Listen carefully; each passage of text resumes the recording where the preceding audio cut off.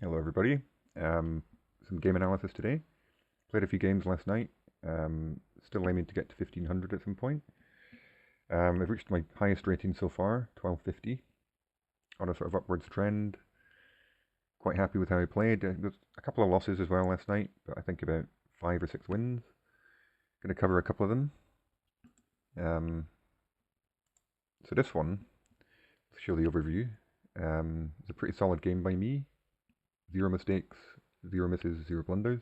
Quite happy with that. Apparently played like in 1950. My opponent played well also, played like an 1850. So jumping into the analysis, started off with a Sicilian, as I normally play. They then played this move, which I'm not that familiar with. But I didn't really see an issue with it. I decided to develop my knight to c6, immediately questioning this pawn. Some normal developing stuff. This wasn't the best. Apparently queen here, just double up the attack, which makes sense. Does that potentially win the pawn? They then go here. Yeah, we're actually just picking up that pawn. It's not a massive advantage for black, apparently, but a pawn's a pawn. So I should probably remember that for the future. But I decided to just challenge the pawn with this move, which is okay. They took, I took with the queen. Normal developing. Decided to play a6. It's a move I normally like to get in. I don't think bishop b5 is really a problem for black. But I don't know. I find it a bit unpleasant sometimes to deal with, and there's always the danger that you get doubled pawns, and sometimes that's okay. I think if you still have your d-pawn, having double pawns here is okay. It actually gives you the opportunity to push more in the center. But yeah, I don't have a d-pawn, so I kind of just wanted to just shut down that idea completely. The best move was apparently just developing the bishop, which makes sense. More developing. Now, I was sort of wondering what white was planning here, because they played e3 and sort of blocking in their bishop. But now it makes sense. They're planning to bring the bishop here. I then decided, let's just pin the knight, and develop my bishop to an active square. The best move was actually to retreat my queen. I guess in some lines there is some danger of the queen getting hit by this knight, but I wasn't too worried about that. They then white decided to play the bishop e2, which kind of seemed a bit wrong to me, because they played g3. Surely the bishop wants to be here, and this actually does cause them problems later. This push. I then played an inaccuracy. I should have just developed my rook here, which makes sense. More developing, I guess development's sort of equal between us. Maybe I'm slightly ahead, and it's a slight weakness in my game, I think. I'm always looking for opportunities to be slightly aggressive and push forward, and sometimes that's not the right idea.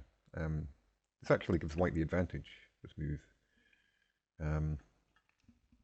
So I should be more calm, take my time more. Just, my king's still not castled, this bishop's not developed. It's going to take me at least 3 moves to get castled, so I should be concentrating more on development, I think, rather than moving the same piece again.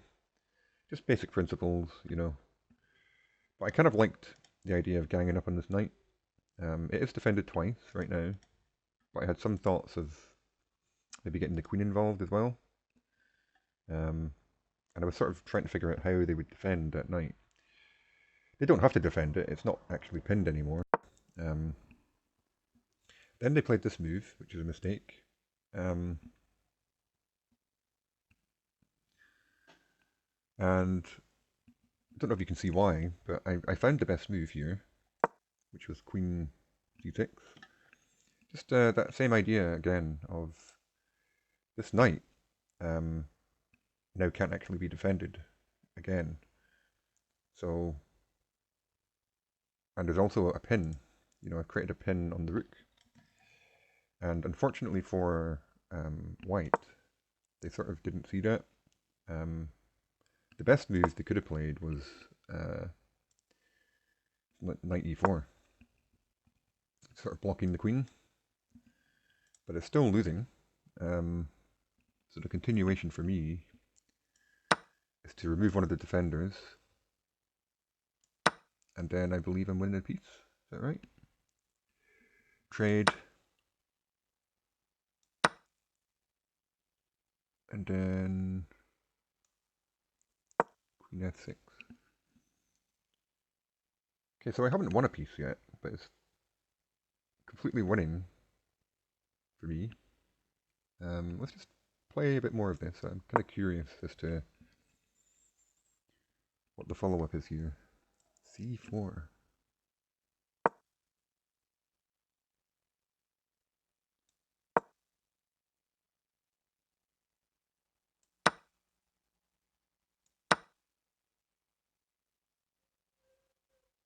I don't quite get why this is so much better for black. Do you guys understand that? I mean, I know my queen's pretty active, but what's the idea?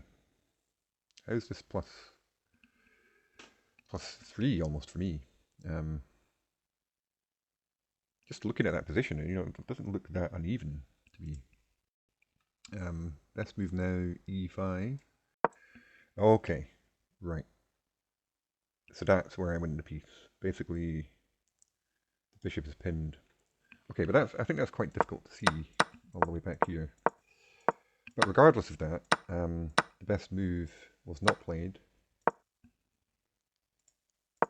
They played this move, which simply hangs the rook.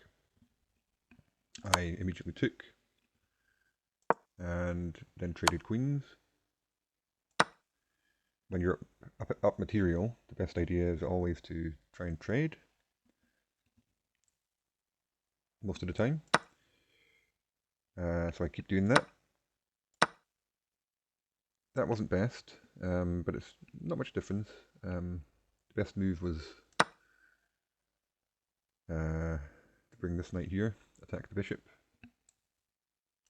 I'd stop more trading, and it's fine. Let's try and get to an endgame. Now here, I was sort of conscious of the fact that, you know, I'm still behind in development now. I do have an extra piece, but they're not, my pieces currently aren't in the game, apart from this knight. So that was the purpose of this move, was to try and develop my bishop. I had some idea of just getting it here, which I did. That wasn't best though. Again, it wants me to play this. Just attack the bishop. Just more trading. Now I play that move. The bishop retreats. I get castled. I was sort of debating whether I actually needed to castle. Another option might have been maybe this. Is that okay? Yeah, that's good. It wants me to play c4. But castling's better than king here, apparently. I guess it, you know, it develops the rook faster.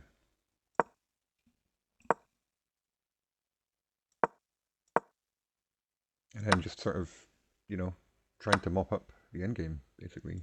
You need to be careful in endgames because you can still go wrong. You need to put some thought into the moves. I still had loads of time here. It was down to 13 minutes. So it was a pretty fast game for me. I'm starting to get a bit worried here, like, ooh, am I going to get back ranked? But, you know, I managed to find the right moves. And white, to be fair, was playing pretty good as well. bring the rook in. So here, for some reason, well, I guessed it's a trade, and they win a pawn. Is that right? Yeah. So I gave up a pawn, but it's still fine. I decided to play this move just to, eliminate any threat of back rank. And then simply mopping up some pawns. I was a bit worried here, like, again, white's finding some tricky moves. This is threatening back rank mate again. So I brought my rook back, just being careful. And then simply just taking my time, finding the right moves,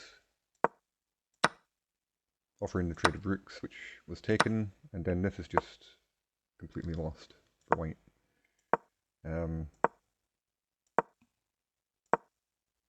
That was an inaccuracy, apparently, like rook d5. Yeah. But, it works. I catch the pawn, there's no saving it, and white resigned. So yeah, was pretty happy with that one. Not the most exciting game ever, but yeah, I believe that was the last game I played last night. That's the game that took me to 1250, so I'm quite happy with my progress so far. I mean, yeah, in the last 30 days, for the last month or so, plus 100. So if I keep going at that rate, which maybe I won't, but if I did, it should only take me a few months, potentially, to get to 1500. Or I might start playing more. Maybe I'll do it faster, I don't know. But yeah, that was that one. I hope you enjoyed that. Would appreciate any comments or feedback on my game. Anything you think would help me improve. But yeah, please like and subscribe, and hope to see you in the next one. Take care of yourself. Bye for now.